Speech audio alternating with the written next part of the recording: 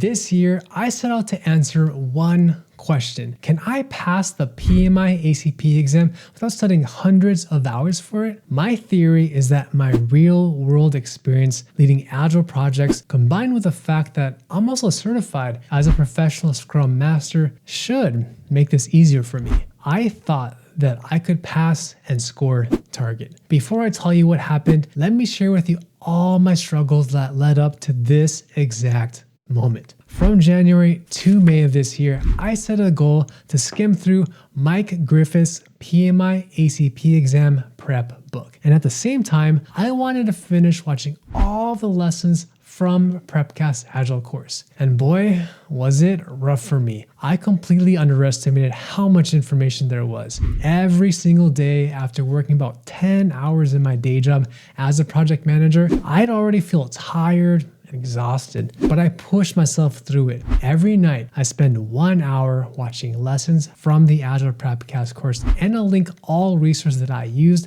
down below in case you're interested. It felt like I was drinking a flood of water from a hose, and I wasn't sure which topics were the most important. I honestly felt overwhelmed by everything. So during this time in my life just got incredibly busy. I'm sure it's happened to you before where life seemed to get in the way of things. I was feeling burned out. I was releasing videos on my YouTube channel, which I have been doing every single week of this year. It takes a lot of hard work to stay consistent on YouTube, which is a huge accomplishment that I'm very proud of. I've also been balancing my full-time job working as a manager of project management, working 50 to even 60 hours a week. And on the personal side, there's been a lot going on. My wife and I were trying to sell my Honda Accord so we could level up and get a bigger and more spacious car. We were looking to buy a Toyota RAV4. Trying to level up in a way, right? Just how Super Mario levels up eating a mushroom, we wanted to level up and get a car for the next phase of our lives together. But wait, just when you thought things couldn't get any more hectic, there's more. My wife and I are also trying to get pregnant, which unfortunately has not been very easy for us. There's been a lot of struggles, and I feel that not too many people out there talk about the hardships that's involved with it. But at this point, we're giving it all to God if we're blessed to have a child. Do I want to be a father? Of course, absolutely, without a doubt in my mind, that would mean the world to me. And there are other options that we've looked into. We're also weighing the financial costs, which can be very expensive, and the health risks tied to those options, such as IVF or IUI. So yeah, life has just been extremely busy just in the first few months of this year. In the back of my mind, I kept thinking, so why did I sign up for this exam?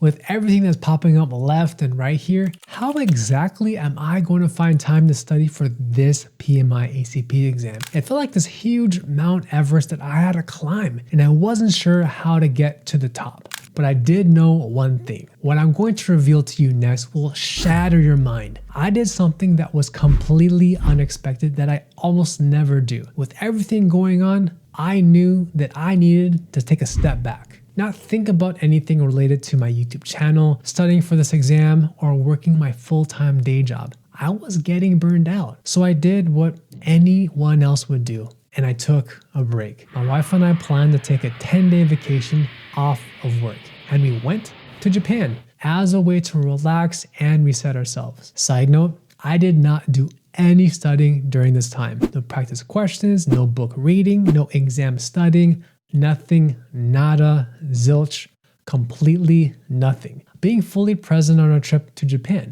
We visited different temples. I got to check out the famous Fushimi Inari Shrine in Kyoto. And by the way, did you ever grow up watching Studio Ghibli animation movies like My Neighbor Totoro? If you have, then you might know who this animated character is, which I took a picture with. I also had the opportunity to feed deer at Nara Park, which was really fun. And of course, I finally had authentic Japanese ramen noodles. My favorite, of course, is Ichiran ramen. So this was my first time visiting Japan, and it was everything I needed to do a huge mental reset so I could recharge myself. So now you might be wondering, Alvin, did you end up just quitting and giving up? Was it too hard for you? Before I reveal that, don't forget to smash that like button if you're enjoying this video, because your support inspires me to keep creating high quality content just like this. So a big reason why I share my journey here on YouTube is because I am 100% transparent with you. I share all my struggles, my failures, and lessons so you don't make the same mistake as me. And maybe you'll even relate to what I'm going through personally. I don't ever want you to feel like you're alone in your career because we're all going through the same hardships and the experiences in our careers and our lives. So fast forward to the month of May, I've now gotten back from my trip to Japan, and it's been a while since I opened up my exam prep book. I have forgotten a lot of what I already studied. Luckily, I already submitted my application to PMI and it was approved. I scheduled to take my exam first thing on a Saturday morning for June 8, 2024 at 9 a.m. at a physical testing center. So I had about 6 weeks to really study for this exam. Was I stressed out? Just a little bit. It definitely felt like crunch time for sure, but the trip made me feel more energized to get this over with. And here's what I did. Every night on the weekdays after dinner, I would study Mike Griffith's exam prep book for 1 hour. After that hour was over, I would then use Pocket Prep to practice questions, testing myself in the chapter that I was studying. Now, what's great about Mike Griffith's book is that each chapter is aligned one-to-one with PMI's exam content outline. So everything that you're reading matches one-to-one with what's tested on your exam. It's literally a very, very thick book, but it's well worth the money. Highly recommend getting a copy so you 100% focus on what's most important to the exam. Now, here's how my studying went. As I was reading a chapter, for example, on value-driven delivery, then I would create my quiz in Pocket Prep and test myself on at least 20 to 30 questions every single night. I felt like the Karate Kid who was up late at night, being trained by Mr. Miyagi, doing wax on and wax off hundreds of times before being ready to go into competition. So Pocket Prep got me into the mindset of testing my knowledge on a daily basis, and it gave me that confidence that I knew what I was studying. It's a very affordable exam prep software that comes with 500 study questions, and you can check it out in the description bar down below. So to get ready for the actual exam, I dedicated 3 hours every Saturday morning to take one exam simulator from Prepcast. When I was a kid, I grew up excited for my Saturday mornings because of all the cartoons I could watch, like Pokemon, Teenage Mutant Ninja Turtles, and X-Men. As an adult, unfortunately, at this time in my life, I now look forward to taking practice exams. Oh, how life has changed with adulting. Hit that like button if you remember Saturday morning cartoons. But let me tell you something, those 3 hours I used to take practice exams was building up my endurance and my mindset for exam day. And then on Sunday, I dedicated another 3 hours to review all the answers to questions I scored incorrectly and correctly. By the way, to help you out, you can actually download my exact study plan and all the resources that I use for my PMI-ACP exam at alvinthepm.com/study plan. Now let's fast forward 5 weeks later to the day before my exam. By this point, I had taken all of Prepcast exam simulators. This here is a list of all the scores that I received. Starting from my first to my fourth practice simulator, I scored 73%, 81%, 76%, and 80%. Not too shabby, right? That last score of 80% gave me such a huge confidence boost, and I knew that I was ready to take my exam. So the night before my exam, I did zero studying. I just relaxed and I took it easy. So now we're on the day of my actual exam, Saturday, June 8th. This is where things get interesting. After I arrived at the testing center, my exam started at 9 a.m. sharp. Imagine yourself finally sitting in the chair in your testing room and you're reading the first question. Your mind goes blank because you have no idea which answer choice is correct. You skip the first question and you go into the next one. You're stumped again and you have no idea what the answer is, so you keep skipping. And next thing you know, 5 minutes have passed and you're off to a bad start. This is how I felt 5 minutes into my exam, and I lost all of my confidence. I literally flagged the first 5 questions and I didn't know what to do. Was I in trouble?